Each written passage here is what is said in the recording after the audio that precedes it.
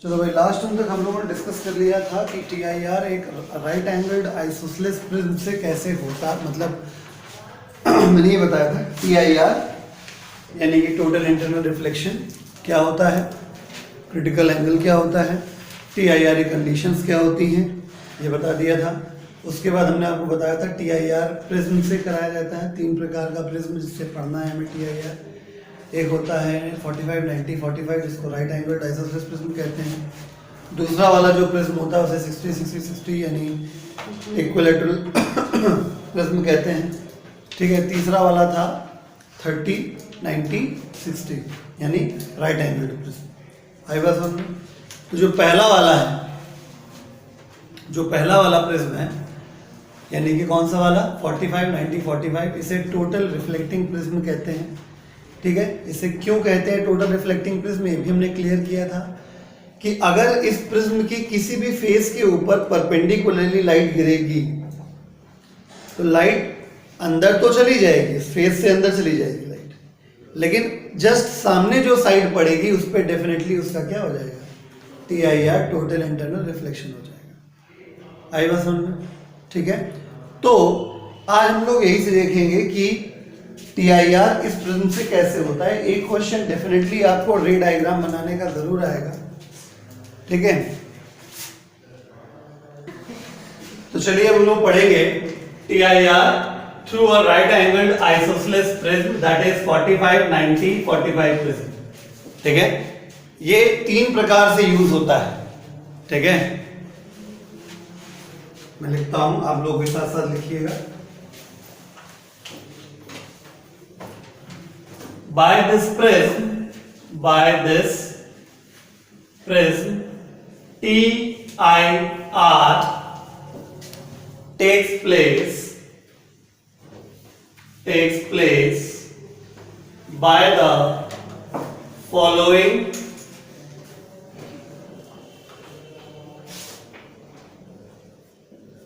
three ways। ठीक है, ये वेज क्या है, बेसिकली ये 3 तरीके से TIR देखा गया है कैसे होता है। By the following 3 ways. Number 1 है पहला, दूसरा, तीसरा। पहला है to deviate the ray of light through 90 degree, to deviate the ray of light through 90 degree. पहला केस यानी लाइट को 90 डिग्री एंगल पे रोटेट कर दिया जाएगा, मतलब लाइट ऐसे जा रही थी, ऐसे 90 डिग्री एंगल पे उसको मोड़ दिया जाएगा।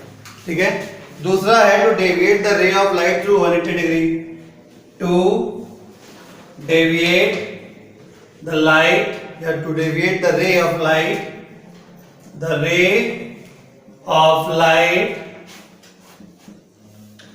Through 180 degree.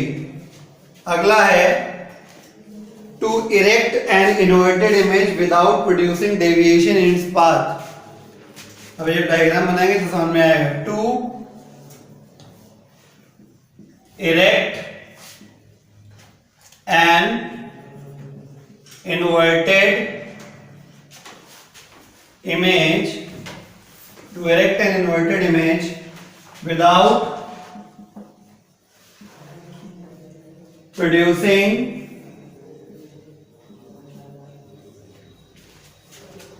deviation in its path। ठीक है, तो मैं क्या बता रहा हूं, बहुत ध्यान सुनिए। टोटल इंटरनल रिफ्लेक्शन 3 प्रिज्म से हमको पढ़ना है। एक प्रिज्म है ये पहला वाला 45 90 45 जिसको टोटल रिफ्लेक्टिंग प्रिज्म भी कहते हैं। दूसरा होता है इक्विलैटरल प्रिज्म यानी 60 60 60 वाला, और तीसरा जो प्रिज्म होता है वो 30 90 और 60 वाला होता है यानी आइसोसेलेस प्रिज्म होता है वो। ठीक है, तो यानी पहले वाले से हम लोग पढ़ रहे हैं। पहले वाले के अंदर 3 कैटेगरी हमको पढ़नी है। जब TIR की वजह से वो प्रिज्म लाइट रे को 90 डिग्री घुमा देगा यानी अपने रास्ते से उसको 90 डिग्री एंगल पे रोटेट कर देगा। दूसरा केस, जब प्रिज्म TIR करके लाइट को 180 डिग्री घुमा देगा यानी रिवर्स कर देगा। ठीक है, और तीसरा to erect the inverted image, यानी किसी चीज की इमेज उल्टी बनी हुई थी तो प्रिज्म की हेल्प से उस इमेज को हम लोग सीधा कर पाएंगे। बाय द वे सबसे कम इंपॉर्टेंट है ये, उससे ज्यादा ये, सबसे ज्यादा ये। आई बात समझ में? ठीक है, तो हम लोग एक एक करके तीनों को पढ़ेंगे। बाय द वे इसको आप करने में, थर्ड वाले को करने में थोड़ा जुगाड़ की जरूरत पड़ती है, ठीक है, क्योंकि ये थोड़ा सा ऐसा केस है जिसमें हम लोग मैथमेटिकल कैलकुलेशन नहीं कर पाते, तो ये रट्टा मारना पड़ेगा। मतलब इसका डायग्राम सिलेबस में है, लेकिन इसका जो डायग्राम होगा वो आप फिलहाल रट लेंगे कि बाई चांस अगर आएगा तो डायरेक्टली सीधा सीधा एक केस आएगा, तो आपको याद होना चाहिए।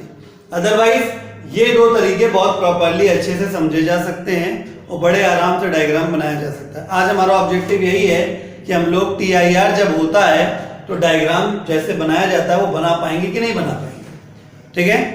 तो हम पहला केस करने जा रहे हैं, टू डेविएट अ रे of light through 90 degree.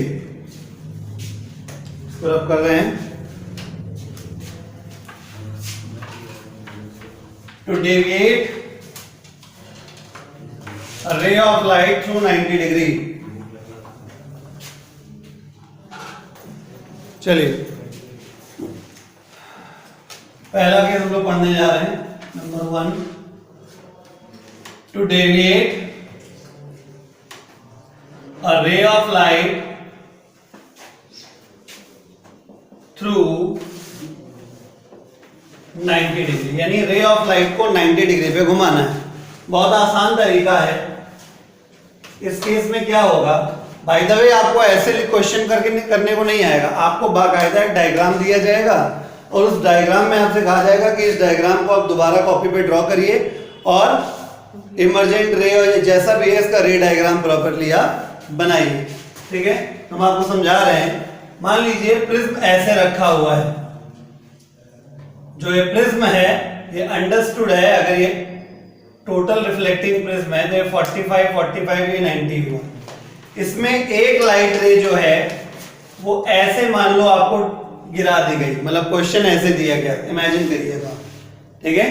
Question में आपको डायग्राम ऐसे दे दिया गया कि ये एक प्रिज्म है, इसके पॉइंट्स हैं A, B और C, एक लाइट रे ऐसे आ रही, इसका पाथ बनाइए अब, ठीक। तो क्या करेंगे हम लोग, ध्यान से देखिए, इंसिडेंट लाइट रे 90 डिग्री एंगल पे यहां गिरेगी, ठीक है, जिसको हम लोग नॉर्मल इंसिडेंस कहते हैं। जब लाइट रे गिरेगी तो सीधे पास हो जाएगी आगे। जब ये आगे गिरेगी तो अब इस जगह, इससे पहले कि आप कुछ सोचें, आप ये सोचिए यहां पे कि लाइट ट्रांजिट करने वाली है, ठीक है। मतलब इस जगह से दो ऑप्शन हो सकते हैं। कैसे सोचना मैं ये बता रहा हूं। सबसे पहले आप ये सोचिए कि लाइट इस समय एक बाउंड्री पे टकराई है आके। अब यहां दो घटनाएं हो सकती हैं, या तो लाइट बाहर निकल जाएगी जिसे हम लोग रिफ्रैक्शन कहते हैं, और या तो लाइट रिफ्लेक्ट होकर अंदर आ जाएगी जिसे हम TIR कहते हैं, ठीक है। तो अब सवाल यह है कि आप TIR की कंडीशन चेक करोगे। मेरी बात बहुत ध्यान समझना, अगर TIR की कंडीशन फुलफिल हो जाती है तो TIR हो जाएगा, और अगर नहीं फुलफिल होती है तो बाहर निकल जाएगा। TIR की कंडीशन क्या होती है, अगर बच्चा समझदार है तो उसको याद होंगी, light must travel from denser to rare medium. Condition number 1 जो कि यहाँ पे है, देखिए जब ये लाइट यहाँ पे टकराई है तो इस समय ये कहाँ पे है, कौन से मीडियम में है लाइट, डेंसर मीडियम में। और अगर ये आगे की तरफ देखा जाए तो मीडियम कौन सा पड़ रहा है, रेयर मीडियम। पहली कंडीशन जस्टिफाइड हो गई, सेटिस्फाइड हो गई, ठीक है। तो लाइट जो है वो डेंसर से रेयर की तरफ जा रही है, पहली कंडीशन TIR की फुलफिल है। दूसरी कंडीशन होती है कि उसका जो एंगल ऑफ इंसिडेंस है वो क्रिटिकल एंगल से बड़ा होना चाहिए। बहुत ध्यान सुनिएगा, जब लाइट यहाँ पे गिरेगी तो आप यहाँ पे नॉर्मल ड्रॉ करेंगे, इसको मैं मिटा रहा हूं, ठीक है, पहला पॉइंट क्लियर। यहाँ नॉर्मल बनाएंगे, नॉर्मल ये अपने मान लो बना दिया, नॉर्मल इज NN डैश मान लेते हैं थोड़ी देर के लिए। तो एंगल ऑफ इंसिडेंस जो होता है वो नॉर्मल से देखा जाता है, एंगल ऑफ इंसिडेंस नॉर्मल से देखा जाता है, ठीक है। तो अगर ये एंगल मुझे कोई बताए तो क्या होगा, 45 ये है, 90 ये है, ये वाला एंगल कितना हुआ, तो नॉर्मल 90 डिग्री का होता है, यानी इतना पूरा एंगल 90 है, 90 में से इतना 45 है, तो ये कितना बचा, यानी कुल मिला के इस हिसाब से यहाँ पे जो हमारा एंगल ऑफ इंसिडेंस आ रहा है ये 45 डिग्री हुआ। मानते हैं कि नहीं मानते हैं? ठीक है।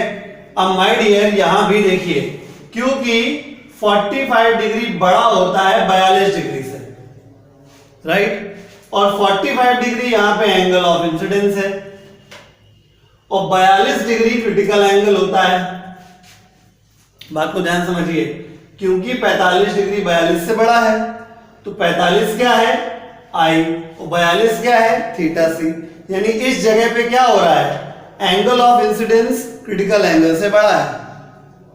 यही दूसरी कंडीशन होती है टीआईआर की। यानी इसका मतलब यहाँ पे टीआईआर की दोनों कंडीशन क्या हो गई, सेटिस्फाई हो गई, फुलफिल हो गई। तो 100% क्या हो जाएगा, टीआईआर हो जाएगा। तो लाइट रे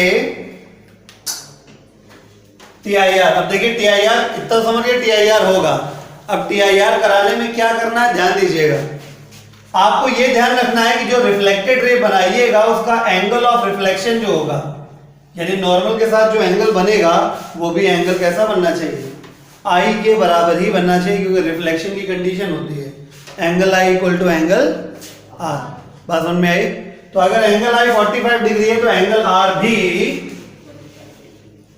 45 डिग्री होगा। क्लियर हो गया? तो एंगल आई और एंगल आर बराबर हो गया, जिसकी वजह से साफ साफ दिख रहा है कि देखिए 45 आधा ये है, 45 आधा ये, यानी 90 डिग्री पे लाइट रे घूम गई। ठीक है, खैर वो बात की बात है, अभी नहीं देखते हैं। फिलहाल हम ये देख रहे हैं कि ये लाइट रे जब ऐसे आएगी तो बताइए ये 45 से ये वाला एंगल कितना हो जाएगा, 45 45, ये 45 ये 45, ये कितना हो जाएगा 90। तो जब भी लाइट रे 90 डिग्री एंगल पे गिरती है, चाहे किधर से किधर जा रही है, चाहे डेंसर से रेयर या रेयर से डेंसर, हमेशा क्या कर जाती है, रिफ्रैक्ट कर जाती, बाहर निकल जाती। बात समझ में आ गई? तो आप देख पा रहे होंगे कि ये लाइट रे जब आ रही थी तो ऐसे आ रही थी और प्रिज्म से जब बाहर निकली तो ऐसे हो गई। यानी इनिशियल डायरेक्शन ये था और प्रेजेंट डायरेक्शन ये है, कितना एंगल का रोटेशन हो गया। तो यही तो हमने हेडिंग भी लिखी है, ये to deviate the ray of light through 90 degree. बात समझ में आ गई?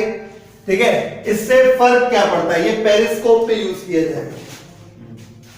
कैसे क्या फर्क पड़ता है वो हम आपको समझाते हैं। देखिए, ऐसे ही आप दूसरी रे बना दीजिए पैरेलल एकदम। ठीक है, आपको मेहनत दोबारा करने की जरूरत नहीं है। मतलब आप सीधे सीधे एक लाइट रे ऐसे बना दीजिए, ये सीधा जाएगा, ये सीधा जाएगा और ये ऐसे आ जाएगा, काम खत्म। ठीक है, बात समझ में आ गया? तो अगर मैं यहां पे एक ऑब्जेक्ट मान लूं, ये पॉइंट ए है और ये पॉइंट बी है, ए के करस्पॉन्डिंग ये कौन सा पॉइंट हुआ, ए डैश, और बी के करस्पॉन्डिंग ये कौन सा पॉइंट हुआ, बी डैश। यानी कि ये देखो आपको खुद ही दिखाई पड़ रहा है, ए डैश पे एरो, ए पे एरो है तो हमने ए डैश भी एरो बना दिया, बी पे एरो का टेल है तो हमने यहां भी एरो का टेल बना दिया। साफ साफ दिख रहा है, देखिए ए बी ऐसे है और ए डैश बी डैश ऐसे है। क्या हुआ, 90 डिग्री का रोटेशन हो गया। बात समझ में आई? तो अगर ऐसे याद करने वाला पॉइंट है, वैसे तो बिल्कुल बड़े आसानी से ज्योमेट्री लगा के कैलकुलेट हो जाता है, कोई दिक्कत नहीं होती है, बट स्टिल फिजिक्स के पॉइंट ऑफ व्यू से अगर हम याद करना चाहें तो हम ये याद करेंगे कि अगर आपने राइट एंगल आइसोसेलेस प्रिज्म के किसी एक फेस पर परपेंडिकुलर लाइट गिराई तो लाइट 90 डिग्री रोटेट हो जाती है। ठीक है, तो इसको याद रखना पड़ेगा आपको। ठीक है, चाहे तो इसको लिखा भी जा सकता है, हम लिख रहे हैं, बाकी जिन्होंने अभी तक नहीं बनाया इसको ड्रॉ करें जल्दी से। पॉइंट ये निकला कि if light ray is incident, if light ray is incident normally on AB और CD, ध्यान दीजिएगा, मैं AB और BC, ध्यान क्या देना है, ध्यान ये देना है कि हम हाइपोटेनियस की बात नहीं कर रहे हैं यहां, ठीक है, यानी अगर इसको परपेंडिकुलर मानो तो इसको बेस मानो। तो हम बात किसकी कर रहे हैं, केवल परपेंडिकुलर और बेस की। यानी लाइट रे अगर नॉर्मली गिरती है 90 डिग्री एंगल पे गिरती है, किसके, परपेंडिकुलर के या बेस के, हाइपोटेन्यूस की बात नहीं कर रहे। तो उस कंडीशन में क्या होता है, लाइट रे 90 डिग्री रोटेट हो जाती है या डेविएट हो जाती है। तो इफ रे of light is incident normally on AB और BC, then light ray gets deviated by 90 degree due to TIR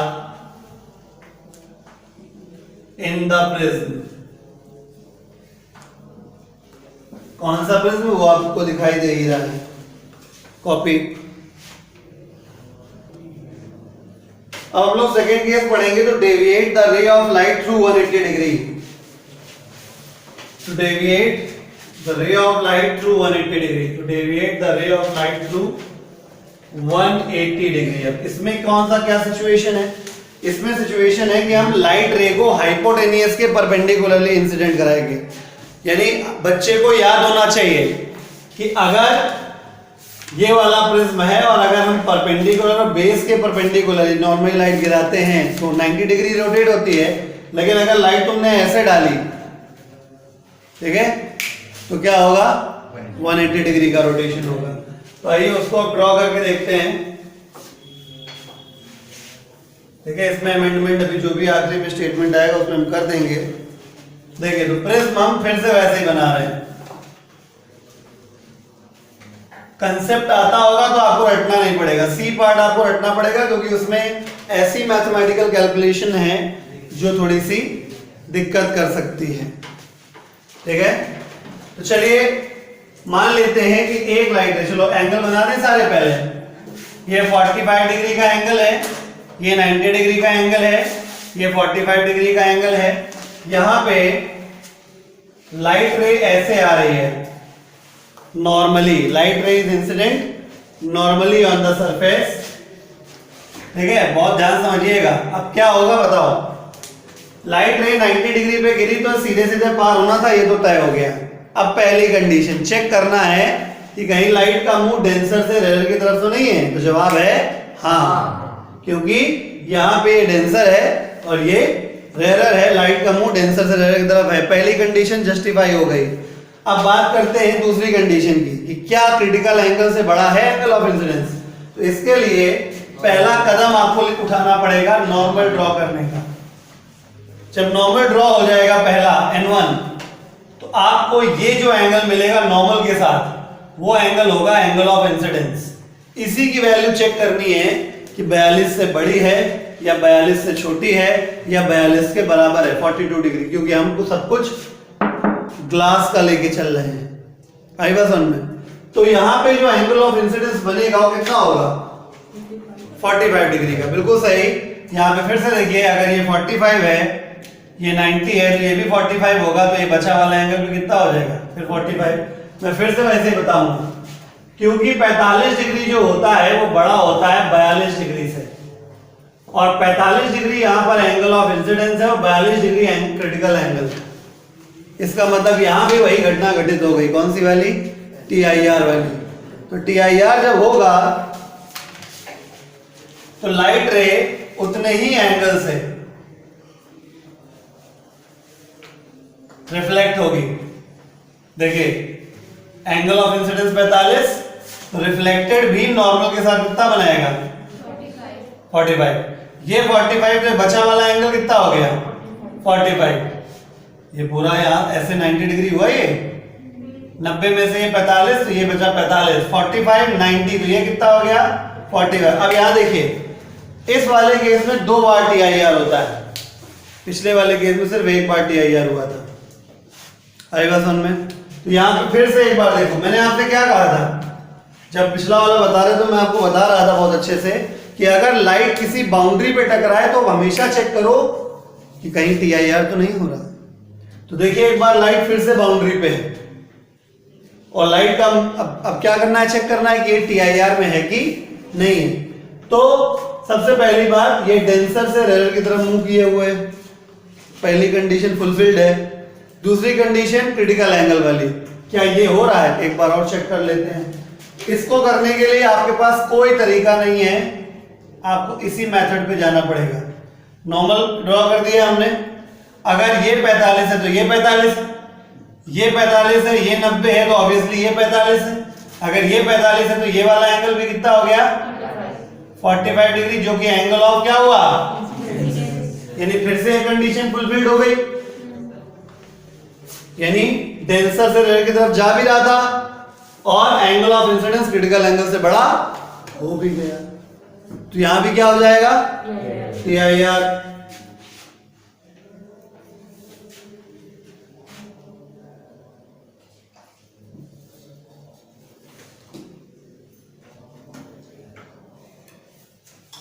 ये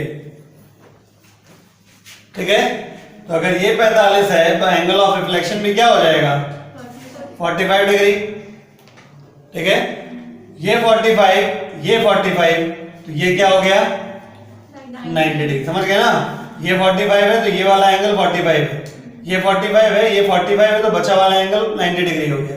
और 90 डिग्री पे लाइट गिरेगी तो क्या होगा, सीधा पार हो जाएगी, फिर उसमें डेंसर से रेयर या रेयर से डेंसर देखने की जरूरत नहीं है।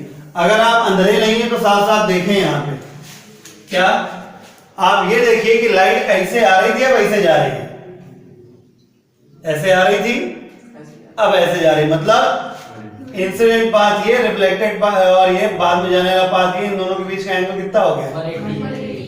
तो हम कह सकते हैं कि इस केस में लाइट का जो रोटेशन हुआ है वो 180 डिग्री का होता है। बाय द वे, अगर आपको दूसरा भी बनाना है तो आपको अब कुछ करने की आवश्यकता नहीं है, उसके पैरेलल बस ड्रॉ करते जाइए स्केल लगा के ऐसे, बाकी सब ऑटोमेटिक हो गया। इससे फायदा क्या होता है मैं आपको ये दिखाता हूं। इससे फायदा ये होता है कि मान लीजिए अगर ये A और ये B है तो ब्लू वाला एरो जो है वो A के लिए A डैश हो गया और ब्लैक वाला B का B डैश हो गया। A पे एरो हेड है, B पे टेल है, तो हमने भी ऐसे ही कर दिया। तो एक तरीके से देखिए ऑब्जेक्ट भी इन्वर्ट हो गया, टेढ़ा हो गया, 180 डिग्री घूम गया। तो ये दो एग्जांपल दे चुके, इतना तो क्लियर हो ही गया होगा कि अगर पाथ ऑफ द रे रिवर्स हो गया तो अल्टीमेटली ऑब्जेक्ट के रिस्पेक्ट में इमेज भी रिवर्ट हो जाएगी। यानी जितने डिग्री पे रे घूमती है इमेज भी उतने ही एंगल पे घूम जाती है। मोटी मोटी बात ये निकली। पहले केस में 90 डिग्री रे घूमी थी तो 90 डिग्री इमेज घूमी थी, तो यहाँ पे 180 डिग्री रे घूमी है तो इमेज पे 180 डिग्री घूम गई। तो यहाँ पे हम लिख सकते हैं if light ray is incident normally on hypotenuse, यानी AC लिख देते हैं AC, comma then light ray gets deviated by 180 degree due to TIR in the prism, due to double TIR in the prism, दो बार TIR हुआ है।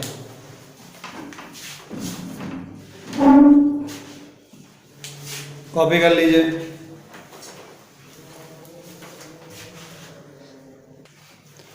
चलिए अब इसका थर्ड पार्ट पढ़ लेते हैं। मैंने बस पहले ही कहा कि जो थर्ड पार्ट है इसका आपको रट्टा मारना है, क्योंकि इसमें कैलकुलेशन इजीली हो नहीं सकती, एंगल्स पता नहीं लग पाते, ठीक है। उसके लिए कैलकुलेटर की आवश्यकता पड़ेगी और 10th स्टैंडर्ड पे कैलकुलेटर की इजाजत नहीं है। तो to erect an inverted image without deviation, तीसरा पार्ट है to erect an inverted image without deviation, to erect an inverted image without deviation, to erect an inverted image without deviation। इसका diagram बनाएंगे।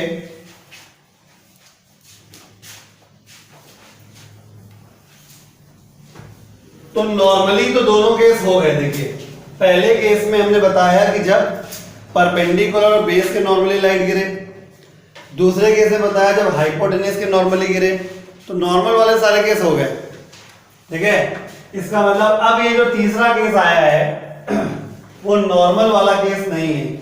यही कारण है कि आपके आईएससी आईसीएससी एग्जाम में जब भी इसका सवाल आएगा तो 99.99% यही होगा कि आपको जो इंसिडेंट रे दी जाएगी वो सरफेस के नॉर्मली गिरेगी, ठीक है। ये जो केस है ये आपको बुक में दिया गया, इस वजह से मैं बता रहा हूं, अदरवाइज इसका कोई नीड नहीं है। ये 90 डिग्री एंगल है, ये ए है, ये बी है, ये सी है। इसमें इस प्रकार से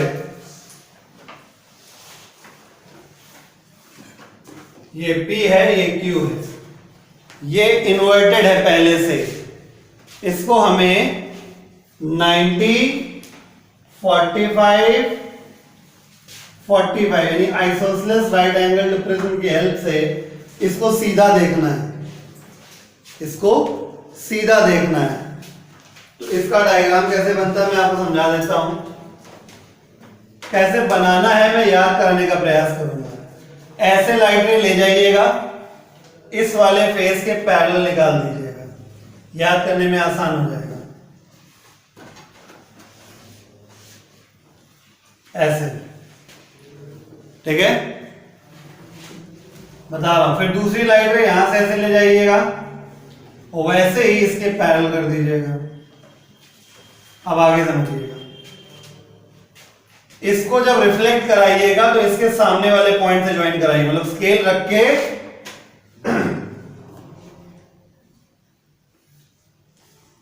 ऐसे कर दीजिएगा। मतलब आप ऐसा समझो कि ये वाली रे इसके पैरेलल बनानी है, नहीं समझे? ये अंदर आएगी तो इसके पैरेलल, ये अंदर आएगी तो इसके पैरेलल, जब रिफ्लेक्ट होके जाएगी तो इसके पैरेलल हो जाएगी। इन द सेम वे कौन सी वाली? ये वाली, तो ये वाली इसके पैरेलल देखो निकालते हैं। Got it? ठीक। अब यहां देखिए, सीधा पार नहीं कराना है क्योंकि यहां पे रिफ्रैक्शन हो जाएगा और रिफ्रैक्शन होने के बाद ये रे सीधे जाएगी और ये भी सीधे जाएगी। मतलब ये गैपिंग और ये गैपिंग ऑटोमेटिक बराबर हो जाएगी, समझे?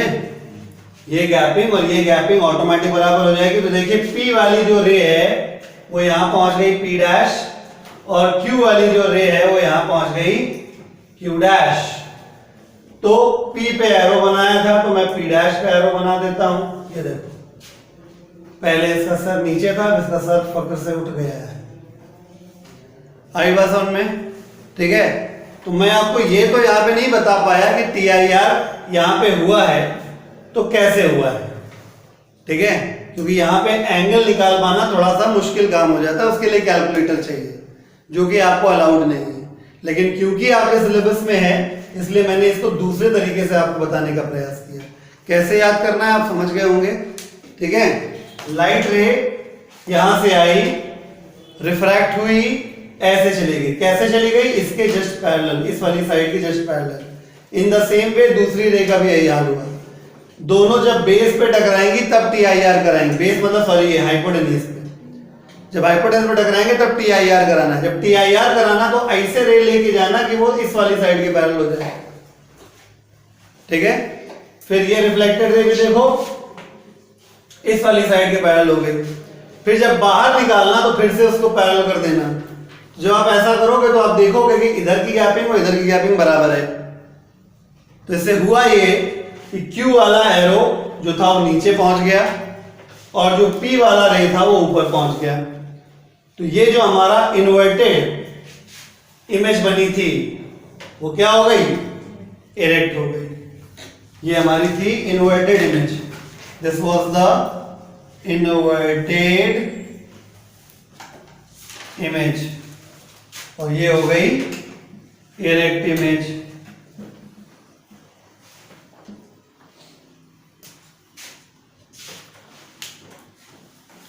कॉपी कर लीजिए। अब हम अगला पेज पढ़ेंगे, TIR यानी कि total internal reflection through a equilateral prism. Equilateral prism बोले तो 60 60 60 वाला प्रिज्म, ठीक है।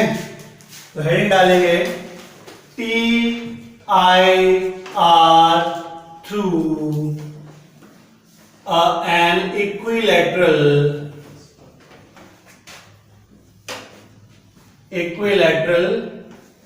prism,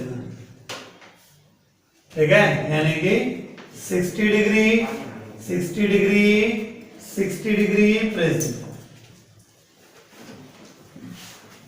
इसको टोटल रिफ्लेक्टिंग प्रिज्म नहीं कहते हैं। अब ये काम कैसे करेगा कि आपके पास तीनों साइड्स अब बराबर होंगे, बिकॉज इट इज इक्विलैटरल। आप किसी भी एक साइड के ऊपर नॉर्मली लाइट रे गिरा दीजिए, ठीक है, एक लाइट रे नॉर्मली किसी भी साइड के ऊपर गिरा दीजिए। तो कंसीडर द सिचुएशन, मान लेते हैं कि हमारे पास ये प्रिज्म है, हो गया, this is A, this is B, this is C, angle 60 and again angle 60। अगला स्टेप ये होगा कि आप लाइट रे को ऐसे गिराइए,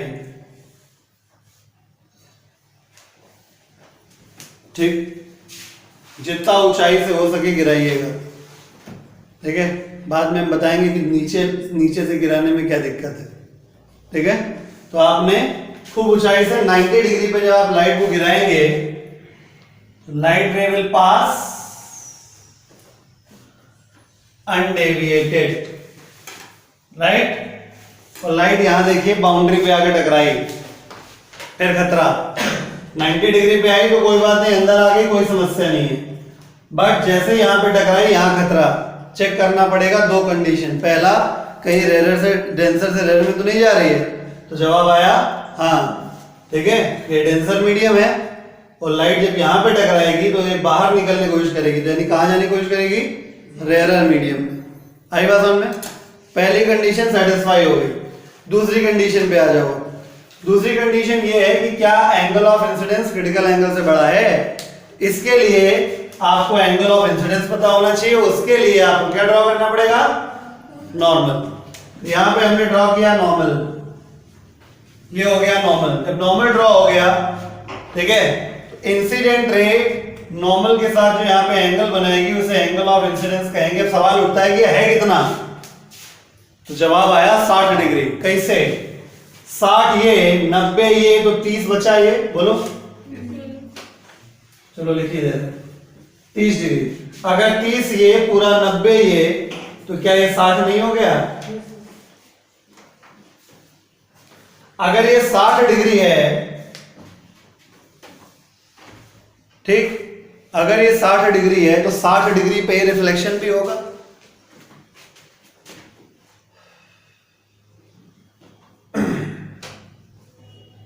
ऐसे, यानी ये वाला एंगल जो है आपका, ये वाला एंगल भी कितना हो जाएगा, बोलो 60 डिग्री, बोलिए।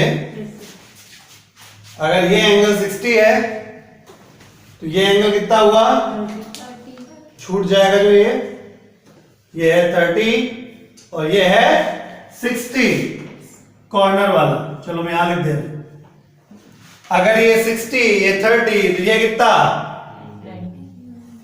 और 90 डिग्री पे अगर रे ऑफ लाइट पास करेगी तो सीधे निकल जाएगी, कोई दिक्कत। इसमें डेविएशन कितना हुआ, एंगल ऑफ डेविएशन, पहले तो आप इसको बना लीजिए। समझ में आ गया कि नहीं आ गया? लाइट रे ऐसे गई 90 डिग्री पे गिरने की वजह से सीधे पार हो गई, जहां पे टकराई उस जगह पे हमने चेक की दो कंडीशंस, कहीं डेंसर से रेयर में तो नहीं जा रही थी, तो जवाब आया हाँ जा रही है। दूसरा कंडीशन कि क्या angle of incidence critical angle से बड़ा है, तो जवाब आया हाँ बड़ा है। क्यों? क्योंकि 60 डिग्री 42 डिग्री से बड़ा होता है। तो यहाँ पे TIR हुआ तो TIR 120 डिग्री का टोटल हुआ, 60 I और 60 R। जब ये 60 हो गया तो ये 30 बचा, ये 30 था ये 60 था, तो बचा एंगल कितना, 90, यानी लाइट रे सीधा पास हो जाएगी, ठीक है। अब अगर मान लो इसी जगह एक एडिशनल क्वेश्चन मैं पूछता हूं कि कितने एंगल का डेविएशन हुआ, तो डेविएशन क्या होता है, जिस रास्ते पे पहले लाइट रे जा रही थी, राइट, और अब जिस रास्ते पे जा रही है उसके बीच का एंगल कितना है, देखिए ये है वो इनिशियल पाथ जिस पे लाइट रे पहले जा रही थी। ठीक है, थोड़ा सीधा बना देते हैं। ये है वो पाथ, ऐसे जा रही थी, बोलो। तो अगर ये एंगल 30 डिग्री है तो ऑब्वियसली ये एंगल भी कितना हो गया, हुआ कि नहीं हुआ, बताइए। ठीक है, तो ये 30 और ये 30 कुल मिला कितना हो गया, 60। देख रहे हैं भाई, ये इनिशियल पाथ है, उससे इधर गए 30 और इधर गए, तब जाके ये आपको मिलेगी यहाँ। तो एंगल ऑफ डेविएशन जो आ रहा है वो ये होगा, और देखो this is angle of deviation, जो कि कितना हो जाएगा 30 डिग्री प्लस 30 डिग्री, कुल मिला के 60 डिग्री। दिख रहा है नहीं दिख रहा है, ये 30 डिग्री ये 30 डिग्री, कुल मिला के 30 प्लस 30 इक्वल टू 60, इसलिए डायरेक्टली मैंने 60 नहीं लिखा है ताकि आप कंफ्यूज ना हो जाएं। ठीक है, कॉपी कर लीजिए इसको। हम लोग पढ़ेंगे तीसरा पार्ट TIR का, total internal reflection through 30, 90, 60 degree prism, इसको राइट एंगल प्रिज्म भी कहते हैं। Total internal reflection through a 30, 90, 60 degree prism, which is also called right angled prism, which is also called right angled prism. ठीक, कैसे क्या होता है ये जरा देखते हैं हम लोग। हमारे पास कंसीडर द सिचुएशन, एक प्रिज्म है,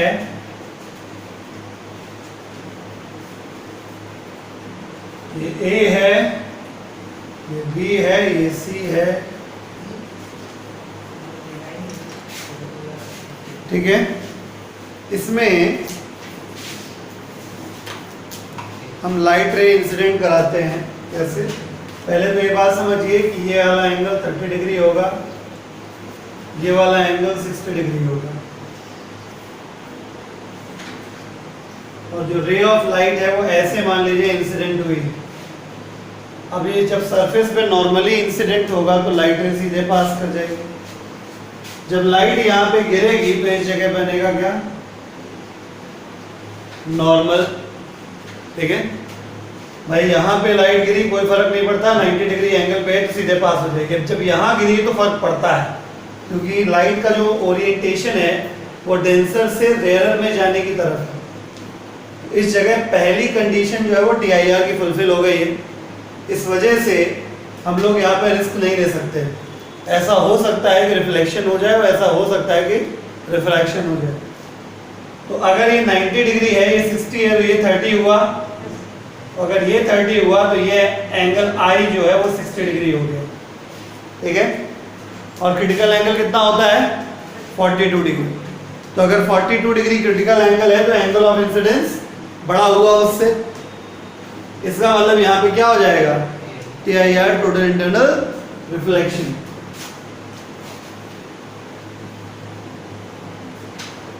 इस प्रकार से TIR हो गया। वो तो रिफ्लेक्शन रहा है ना, एंगल ऑफ रिफ्लेक्शन भी एंगल ऑफ इंसिडेंस के बराबर हो जाएगा। ये 60 डिग्री हो गया। अगर ये 60 है तो ऑब्वियसली ये वाला एंगल कितना हो जाएगा 30। ठीक है, ये 30 तो ये पूरा एंगल कितना हो गया 120।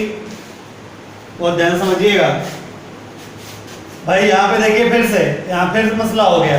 लाइट का ओरिएंटेशन फिर से डेंसर से रेयर की तरफ जाने का है, हम रिस्क नहीं ले सकते, TIR चेक करना पड़ेगा। तो सबसे पहली बात तो ये है कि अगर ये 60 है तो ये एंगल बचा 30, और तो लिख दें ये एंगल हो गया 30, ये 30 टोटल 60, यानी ये वाला एंगल जो बचेगा वो कितना हो जाएगा 120 डिग्री। ठीक है, अब जब आप यहाँ पे नॉर्मल ड्रॉ करेंगे तो माय डियर इस पूरे 120 में से ये वाला एंगल कितना हो जाएगा? 120 माइनस 90 हो गया भाई। टोटल 120 है, इसमें से इतना तो 90 डिग्री हो गया। हो गया, तो बचा हुआ एंगल कितना हो जाएगा? 30 डिग्री। और ये 30 डिग्री क्या होगा? एंगल ऑफ इंसिडेंस, जो कि 42 से है कम। Light ray will bend away from normal like this, और यहां पे रिफ्रैक्शन हो जाएगा। यहां हुआ TIR और यहां हुआ।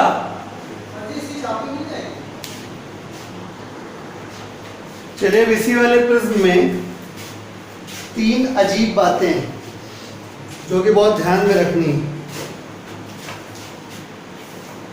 इसी वाले में जैसे आपने नोटिस किया इस वाले डायग्राम में, क्या कि वो वाली साइड जिस पे 60 डिग्री का एंगल मौजूद है, अगर उस पे आप लाइट इंसिडेंट कराएंगे किसी भी जगह से तो 100% TIR हो गए। यहाँ एक बार TIR हो गए, अगले बार वो लाइट बाहर निकलेगी। लेकिन अगर आपने बाई चांस इधर लाइट गिराई इस वाले सरफेस पे तो 100% TIR नहीं होगा। ठीक है, अभी हमने देखो तीनों साइड की मैं अलग अलग बात करूंगा क्योंकि हर जगह लफड़ा है। ये वो साइड है जहां पे 100% TIR होता ही होता है, यानी वो वाली साइड जिस पे 60 डिग्री का एंगल टच कर रहा है। ठीक है, वो वाली साइड पे जब लाइट गिरती है, मैं हाइपोटेन्यूज की बात नहीं कर रहा हूँ, अभी हम बात कर रहे हैं सिर्फ इसकी हाइपोटेन्यूज की बात, उसमें भी अलग करेंगे। हाइपोटेन्यूज तो और खतरनाक चीज है, कभी कभी होता है कभी कभी नहीं होता है। ठीक है, तो वो भी बताएंगे, ध्यान सुनिएगा। पहली चीज, अगर वो वाली साइड जिसमें 60 डिग्री एंगल टच कर रहा हो, वो उस वाली में अगर 90 डिग्री पे लाइट रे गिरेगी तो 100% TIR होता है। नंबर 1, ये जो पढ़ा चुके। नंबर 2, किस कंडीशन में 100% TIR नहीं होगा? वो है ऐसे, लाइट रे अगर ऐसे गिरी तो 100% TIR नहीं होगा। ठीक है, तो हम हेडिंग चेंज करते हैं। नॉन अकरेंस लिख लीजिए ऊपर, नॉन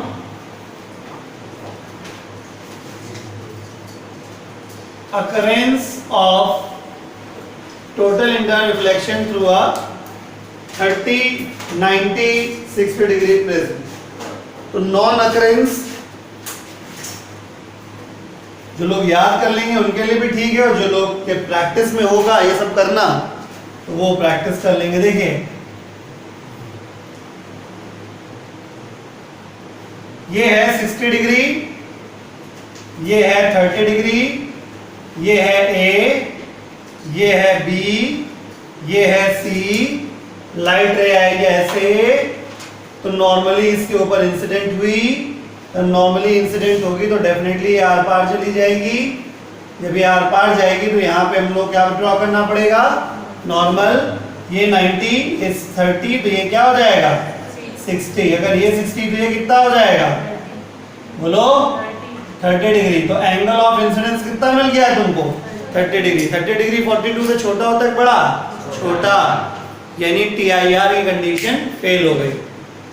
मतलब लाइट इस जगह पे जब गिरी तो हमने देखा डेंसर से रेयर की तरफ जाने का प्रयास तो कर रही है, लेकिन उसका जो एंगल ऑफ इंसिडेंस है नॉर्मल के साथ वो 42 डिग्री से कम है, यानी 100% light will bend away from the normal, और ये क्या हो जाएगा? रिफ्रैक्शन। नोटिस किया आपने? यानी इस केस में 100%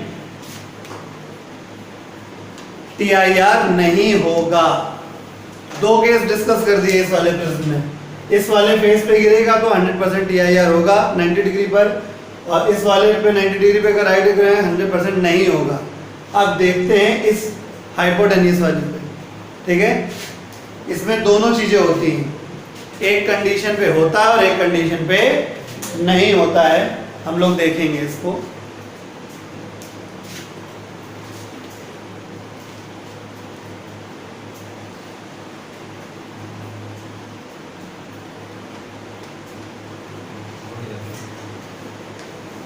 हो गया?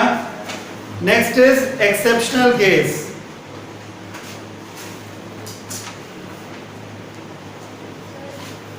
एक्सेप्शनल केस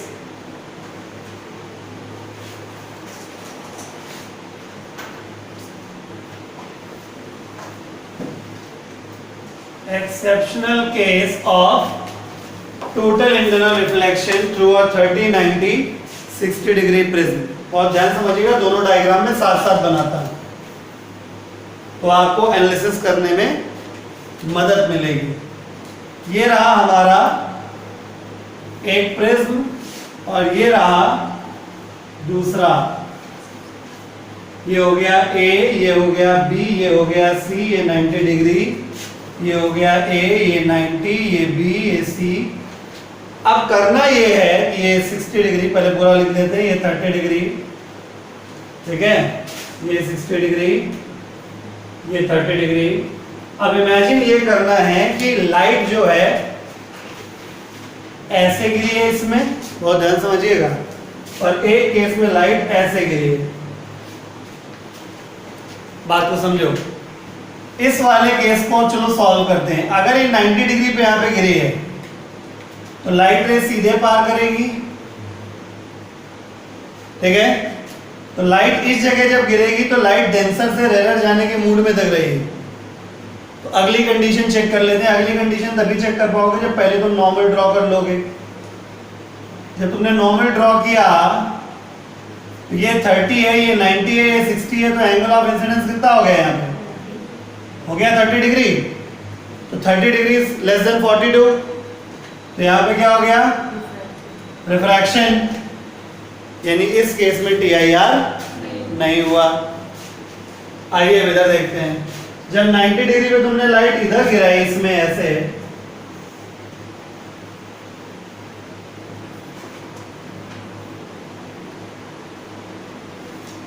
ये हो गया 90। अब देखिए यहाँ पे लाइट जब गिरी तो इस जगह फिर से डेंसर से रेयर जाने मूड में यहाँ पे हम क्या ड्रॉ कर देते हैं? नॉर्मल। ये 60, ये 90, तो ये 30 पे ये कितना हो जाएगा? बोलो 60 हो जाएगा।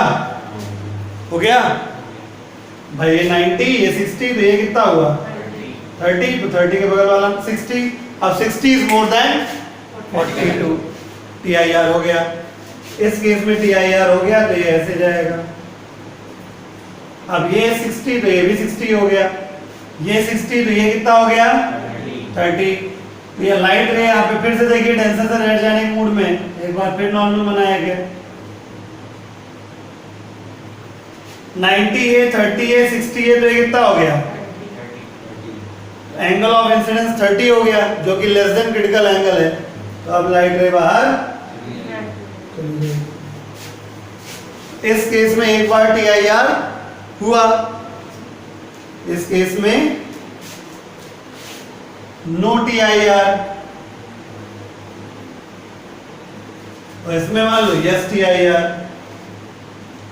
भावनाओं को समझो कुल मिला, ठीक है। तो यानी कुल मिला के बहुत खेल है इस प्रिज्म में, 30, 90, 60 वाले प्रिज्म में, ठीक है। 60 डिग्री वाली साइड पे अगर नॉर्मली लाइट गिरती है तो 100% TIR एक बार होता है। 30 डिग्री वाली साइड पे अगर लाइट नॉर्मली गिरती है तो 100% TIR नहीं होता है। हाइपोटेन्यूज में 90 डिग्री पे गिरती है तो अगर 30 डिग्री एंगल के पास गिरती है, मतलब लाइट टकराने के बाद 30 डिग्री वाली साइड पे गिरेगी, तो TIR नहीं होगा, ठीक है। आप ऐसे याद कर सकते हो कि 30 वाले में तो इसे भी फर्स्ट सेकंड केस में भी देखा, 30 वाले में लाइट गिराई थी नॉर्मली तो TIR नहीं हुआ था, यानी 30 वाले में गिराने पे तो TIR नहीं होता है कुल मिलाकर, ठीक है। लेकिन इस बार क्या हुआ, जब तुमने लाइट ऐसे गिराई तो किस पे गिरी अल्टीमेटली लाइट? 60 डिग्री वाली साइड पे, इस पे TIR होता है। तो इसमें TIR हुआ, उसमें TIR नहीं हुआ। कॉपी कर लीजिए। चलिए इसके बाद अब क्वेश्चन कर लिया जाए। क्वेश्चन जो है क्वेश्चन नंबर 20 हम लोग करने जा रहे हैं। Question number 20 learning based question है जो ऑलरेडी हम पढ़ा चुके हैं। मेरी शीट का क्वेश्चन नंबर 20, जो लोग ये वीडियो देख के नोट्स बनाएंगे उनके लिए मैं क्वेश्चन पढ़ता हूँ। क्वेश्चन में लिखा है show with the aid of a ray diagram how a right angled isosceles prism can be used to invert the rays. ठीक है, आप A part, how should the rays fall on the prism. B part, which phenomena is responsible for this action of the prism. C part, what is the nature of the image in relation to the object। यानी ये 4 सवाल हैं। पहला सवाल है कि आपको एक डायग्राम बनाना है जिसमें राइट एंगल्ड आइसोसेलेस प्रिज्म जो है उसको यूज किया जा रहा हो टू इन्वर्ट द इमेज। हमने पढ़ाया था 90 डिग्री पे घुमाने के लिए लाइट को साइड पे डाला जाता है, अगर याद हो तो मैं फिर से क्लियर कर देता हूं। अगर आपका ये याद होना चाहिए, अगर 45 वाला प्रिज्म होता है, ठीक है, तो आपने गलती से लाइट अगर इधर से या इधर से डाली 90 डिग्री पे, तो इमेज आपकी केवल 90 डिग्री रोटेट होगी, इन्वर्ट नहीं होगी। इन्वर्ट कराने के लिए रे को कैसे डालना चाहिए, ऐसे। ठीक है, अगर याद नहीं है आपको तो ये आपकी घोर मक्कारी है। चलिए मैं बता देता हूं। This is question number 20 in my sheet. Question number 20 में पहला बात तो यही था कि आपको डायग्राम बनाना है, तो हमने ऐसे बना के दिखाया था, मुझे याद आ रहा है।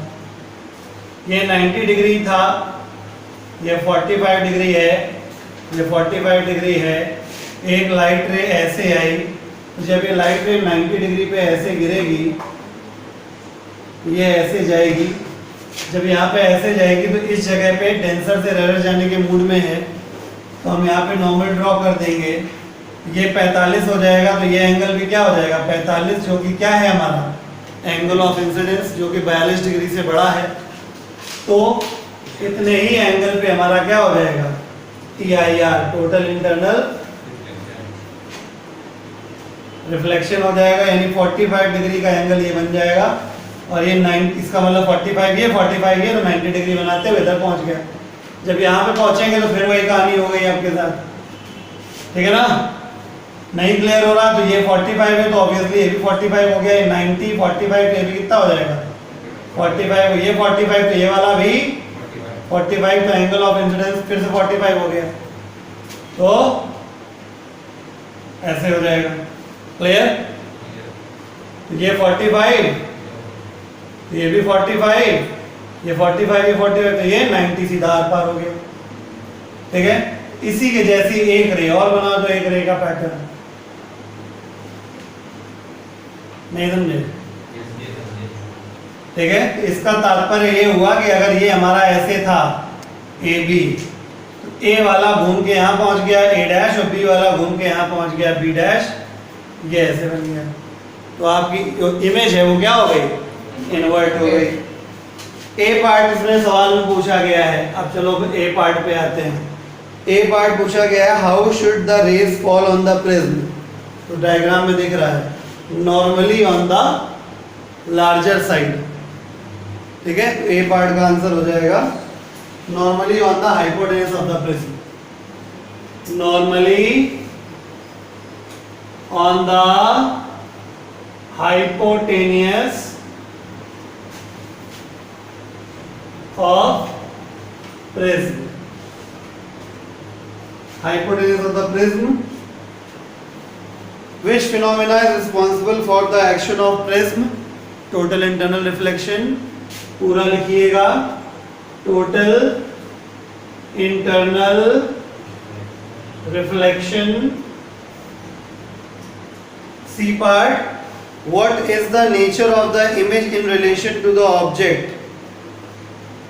ठीक है, तो आप चाहे ये लिखिए कि ओरिएंटेशन इज जस्ट अपोजिट।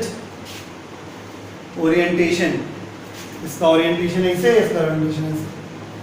ठीक है, या आप ये लिख सकते हैं कि the phase between two is 180 degree.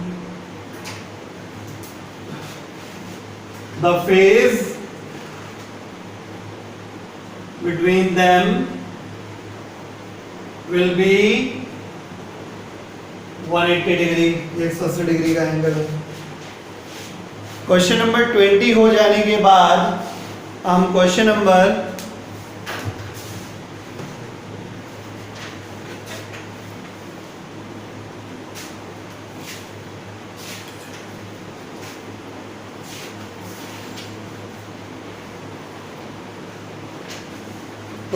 21 पढ़ते हैं हम। इसके अंदर दो पार्ट हैं। ए पार्ट लिखा है figure shows two isosceles right angled prism A and B and the light rays incident on the prism A. Complete the diagram to show the rays emerging out of the prism B. B part है state the principle used for completing the ray diagram in part A above. ठीक है। Question number 21 इस तरीके से आपको diagram दे रखा गया question में ही। ठीक है। ये राइट एंगल्ड आइसोसेलेस प्रिज्म है, इस तरीके से है और दो लाइट रेज दिखाई गई हैं ऐसे। ठीक है। तो राइट एंगल्ड आइसोसेलेस प्रिज्म में अभी तक तो याद हो जाना चाहिए था, नहीं याद है तो बहुत अच्छी बात है। ध्यान दीजिएगा ये TIR हो जाता है, इस बात का ध्यान रखें।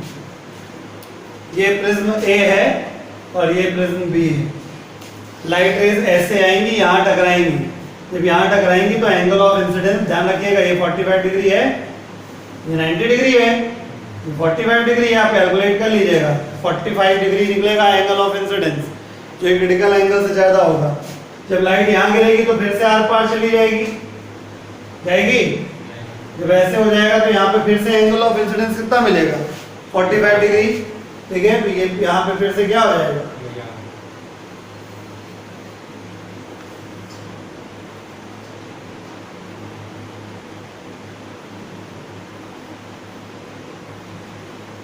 Got it? ठीक है। यहां से लाइट ऐसे आई, TIR हुआ, सीधे ऐसे चली गई, फिर यहां फिर से TIR हुआ, फिर ऐसे चली गई। क्लियर? तो इस क्वेश्चन में कंप्लीट द रे डायग्राम जो था वो फर्स्ट पार्ट था। State the principle used for completing the ray diagram part above. तो इसमें भैया प्रिंसिपल का नाम है, दो प्रिंसिपल यूज हुए हैं यहाँ पे।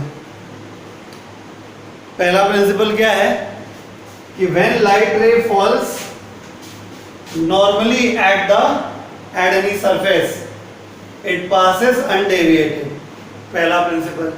और दूसरा प्रिंसिपल क्या है कि TIR। दोनों प्रिंसिपल कौन कौन से हैं? तो ए पार्ट का तो आंसर ये हो गया और बी पार्ट का आंसर है रिफ्रैक्शन। या वैसे रिफ्रैक्शन कहा नहीं जाता उसको, जब सीधा पार हो जाता है तो उसे रिफ्रैक्शन नहीं कहते। ठीक है। तो दो प्रिंसिपल हैं, टू प्रिंसिपल्स आर देयर,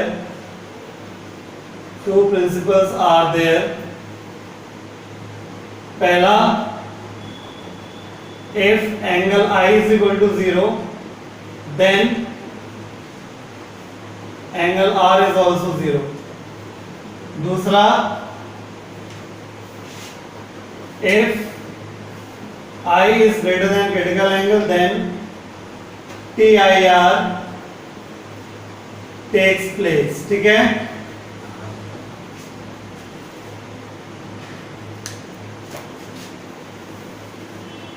तीसरा और आखिरी सवाल, मतलब क्वेश्चन नंबर 22। क्वेश्चन नंबर 22 करने जा रहे हैं। यस। क्वेश्चन नंबर 22 क्वेश्चन मैं पढ़ रहा हूं तब तक।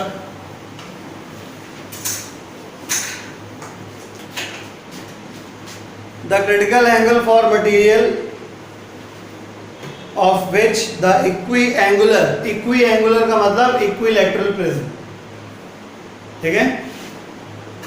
ABC shown in figure is made is 60 degree.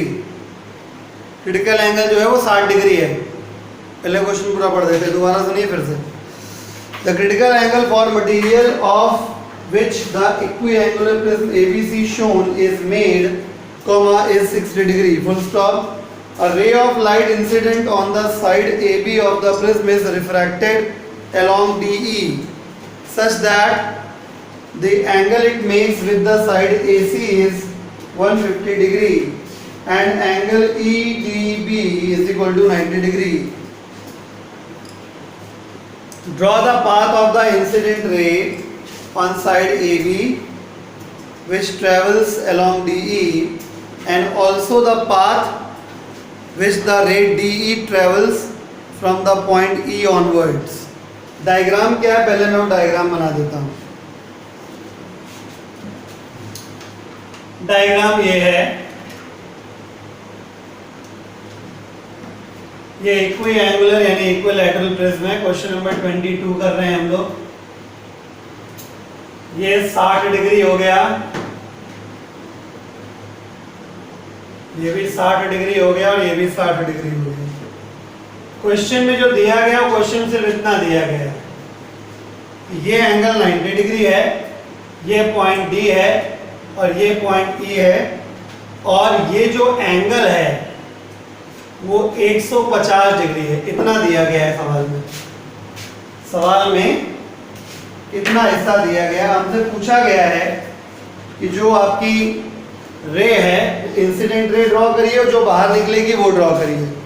ठीक है, तो मान लेते हैं कि आपने क्वेश्चन के लिए डायग्राम बना दिया है, अब मैं सॉल्यूशन के लिए डायग्राम बनाने जा रहा हूँ। ठीक है, तो हुआ ये होगा कि लाइट रे अगर 90 डिग्री पे गिरी होगी तभी तो सीधे पास हुई होगी। ये हुआ इंसिडेंट रे, ये बन गई, ब्लैक कलर से बनाया मैंने। और अगर आप यहाँ पे देखें तो आप जब नॉर्मल ड्रॉ करेंगे, NN dash is the normal, तो आपका ये वाला एंगल जो हो जाएगा वो 60 डिग्री हो जाएगा, एंगल ऑफ इंसिडेंस। है कि नहीं? बोलो भाई 150 है तो उसमें से इतना हिस्सा तो 90 हो गया ना, तो बचा वाला हिस्सा कितना हो गया? 60 and 60 degree is more than 42। Sorry एक मिनट, यहाँ 42 नहीं है, इस क्वेश्चन में क्रिटिकल एंगल 60 डिग्री है। ठीक है, सावधानी हटी दुर्घटना घटी, समझे? इस क्वेश्चन में जो क्रिटिकल एंगल है वो 60 डिग्री है, तो आपका एंगल ऑफ इंसिडेंस भी 60 है और क्रिटिकल एंगल भी 60 है। ऐसी सिचुएशन में लाइट सरफेस को ग्रेज करते हुए चली जाती है। पढ़ाया था मैंने। अगर लेस देन क्रिटिकल एंगल है तो refraction, equal to critical angle है तो ग्रेजिंग द सरफेस, और अगर मोर देन क्रिटिकल एंगल है तो अंदर ही वापस, यानी कि TIR। बात समझ में आ गई? अब हम लोग आगे देखते हैं।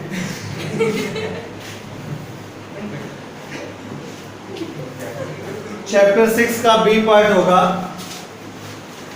ठीक है, A पार्ट हम लोग ऑलरेडी डिस्कस कर चुके हैं, डिस्पर्जन वाला।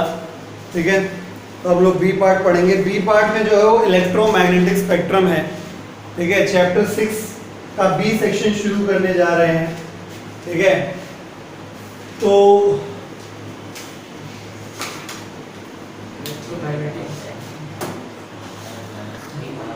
सबसे पहली बात, अगर हमको इलेक्ट्रोमैग्नेटिक स्पेक्ट्रम पढ़ना है तो सबसे पहले दो बातें पता होनी चाहिए। पहली चीज इलेक्ट्रोमैग्नेटिक वेव और दूसरी बात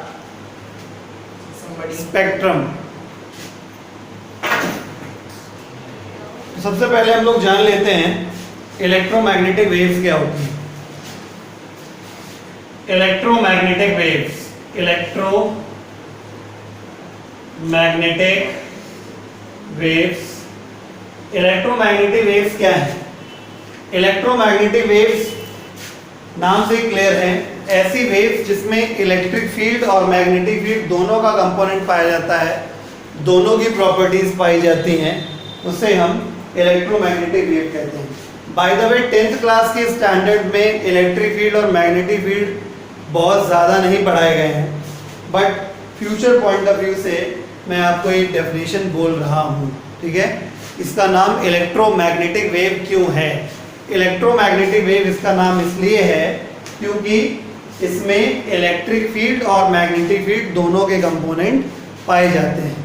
ठीक है, तो electromagnetic wave, it is a wave, it is a wave which consists of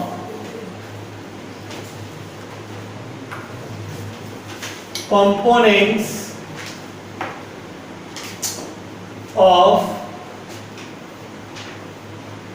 electric field and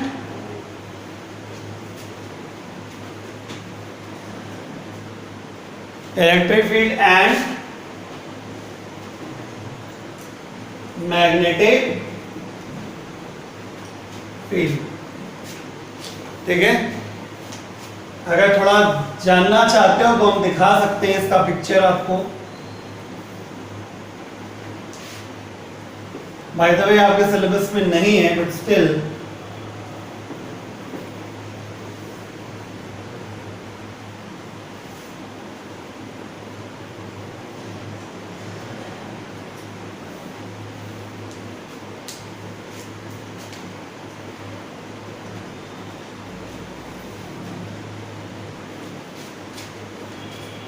ठीक है।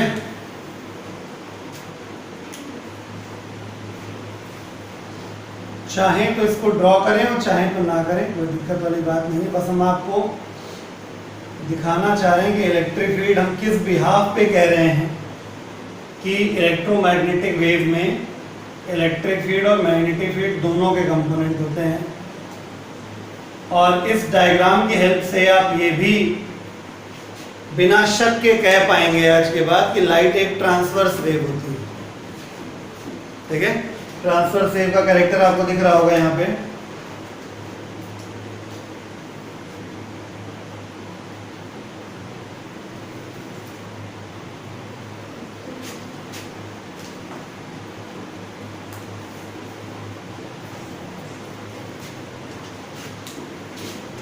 पूरा नहीं बनाया है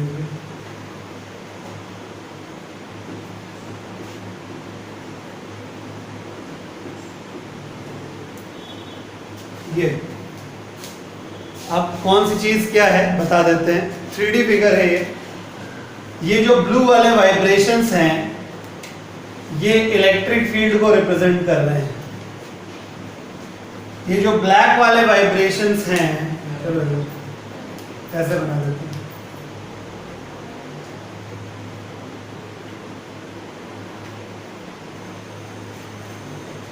ये जो ब्लैक वाले वाइब्रेशंस हैं ये मैग्नेटिक फील्ड को शो कर रहे हैं और ये जो फॉरवर्ड एरो है ये सी मतलब किस तरफ वेव जा रही है। ठीक है, डराने के लिए नहीं बनाया, सिर्फ एक बात समझाने के लिए कि इलेक्ट्रोमैग्नेटिक वेव कुछ ऐसी दिखाई देती है। इलेक्ट्रोमैग्नेटिक वेव में इलेक्ट्रिक फील्ड अपना अलग ऑसिलेट कर रही होती है, मैग्नेटिक फील्ड अपना अलग ऑसिलेट कर रही होती है। ठीक है, और इन दोनों ऑसिलेटिंग फील्ड्स का जो डायरेक्शन ऑफ मोशन होता है वो इधर होता है। कहानी यहाँ पे खत्म नहीं होती है और ये चीज आगे बढ़ते हुए घूमती भी रहती है। समझ रहे हैं, ये इलेक्ट्रोमैग्नेटिक वेव होती है। ठीक है, तो कोई भी इलेक्ट्रोमैग्नेटिक वेव हो उसका फिगर ऐसा ही बनेगा। ठीक है, क्लियर।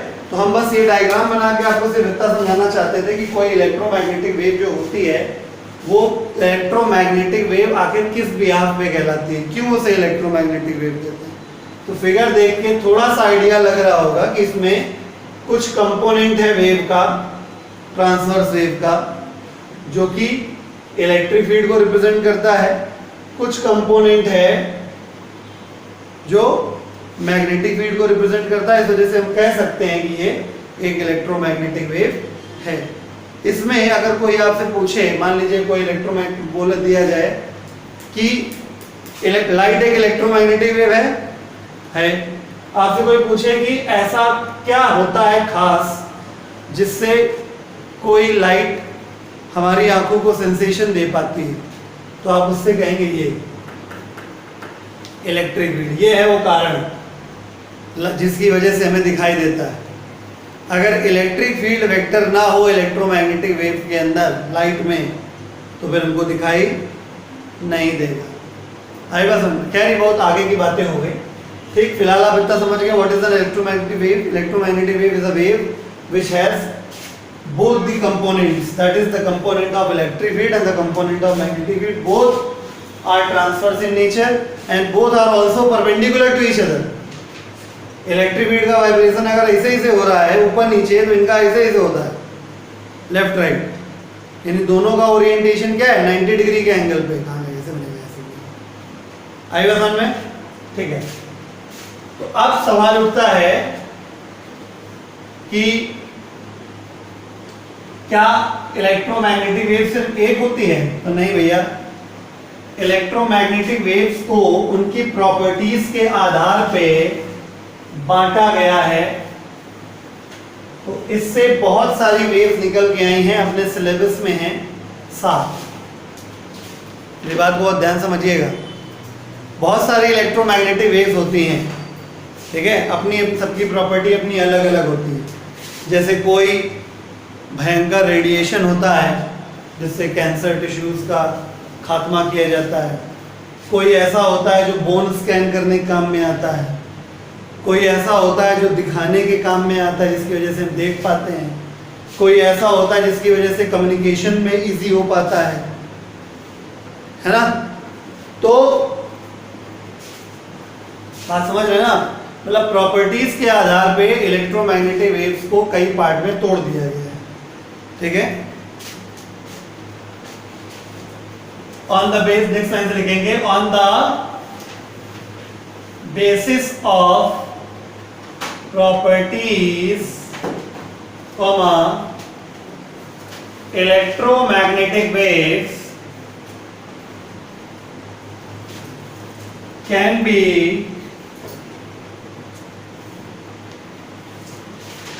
of important, लिखिए important electromagnetic waves can be कौन कौन सी? 1 2 3 4 5 6 7, ठीक है। पहली है गामा रेज, अगली है एक्स रे, अगली है अल्ट्रावायलेट रे, फिर है विजिबल स्पेक्ट्रम, ठीक है। फिर है इंफ्रारेड रेज, फिर है माइक्रोवेव, फिर है radio waves. Why it is called spectrum? बहुत ध्यान सुनिएगा। जब हम बहुत सारी वेव्स को उनके असेंडिंग या डिसेंडिंग ऑर्डर ऑफ वेवलेंथ में अरेंज करते हैं, तो उसे उस अरेंजमेंट को स्पेक्ट्रम कहा जाता है। जैसे अगर गौर से देखा जाए तो ये मैंने जो लिखा है, ये जानते हो क्या लिखा है? ये मैंने लिखा है increasing order of wavelength, increasing order of wavelength. ये जो मैंने लिख दिया था ऐसे, ये क्या है? It is electromagnetic spectrum. जब हम बहुत सारी वेव्स को उनके घटते या बढ़ते ऑर्डर में लिखते हैं वेवलेंथ के, क्योंकि भाई सिंपल सी बात है, जिस प्रकार से इंसान की पहचान उसके नाम से होती है, मकान की पहचान मकान नंबर से होती है, एटम की पहचान एटॉमिक नंबर से होती है, उसी प्रकार से वेव की पहचान वेवलेंथ से होती है, ठीक है। तो अगर वेव है तो डेफिनेटली वेवलेंथ जरूर होगी। तो अगर कई सारी वेव्स हैं अपने पास और सबको हम असेंडिंग या डिसेंडिंग ऑर्डर ऑफ वेवलेंथ में अरेंज कर दें, तो जो पैटर्न हमें मिलेगा उसे हम क्या कहते हैं? स्पेक्ट्रम कहते हैं। तो क्योंकि ये सारी की सारी वेव्स जो हैं वो इलेक्ट्रोमैग्नेटिक वेव्स हैं, इस वजह से इसका नाम, इस पूरे पैटर्न का क्या नाम पड़ेगा? Electromagnetic spectrum. आई बात समझ में? तो जो पूरा पैटर्न ये तुमने ड्रॉ किया है, this is electro magnetic spectrum. अब सवाल उठता है ये विजिबल के आगे स्पेक्ट्रम क्यों लिखा है? क्योंकि ये अपने आप में एक पैटर्न है, 7 कलर का, violet, indigo, blue, green, yellow, orange और आखिरी में red. So this is the pattern. ये भी किस ऑर्डर में है? इंक्रीजिंग ऑर्डर ऑफ वेवलेंथ में। आई बात समझ में? तो केवल इन 7 कलर के सीक्वेंस को हम लोग कहते हैं विजिबल स्पेक्ट्रम, और इन सारी वेव्स के पैटर्न को हम लोग बोलते हैं क्या? Electromagnetic spectrum. ठीक है, इंक्रीजिंग ऑर्डर ऑफ वेवलेंथ है, वेवलेंथ और फ्रीक्वेंसी देवरानी जेठानी होते हैं। ठीक है, यानी उल्टा होता है, मतलब अगर एक चीज असेंडिंग ऑर्डर में है तो पक्का दूसरी डिसेंडिंग ऑर्डर में होगी। तो अगर ये इंक्रीजिंग ऑर्डर ऑफ वेवलेंथ है तो इसको हम लोग डिक्रीजिंग ऑर्डर ऑफ फ्रीक्वेंसी कह सकते हैं, डिक्रीजिंग ऑर्डर ऑफ फ्रीक्वेंसी कहा जा सकता है। आएगा समझ में? ठीक है, इसको याद करने का एक आसान तरीका है इस पैटर्न को। गांव सारा ज़ारा कह सकते हैं, उल्टा बुल्टा इन माय रेडियो। गांव ज़ारा उल्टा बुल्टा इन माय रेडियो। ठीक है, आपको हिंदी में लिखना हो तो लिख लीजिए, तमिल, तेलुगु, मलयालम, उड़िया, कन्नड़, फारसी जो भी आपको आती हो उसमें लिख लीजिएगा। गांव ज़ारा उल्टा उल्टा इन माय रेडियो। ठीक है, इसके आगे का डिस्कशन हम लोग नेक्स्ट टाइम पे करेंगे।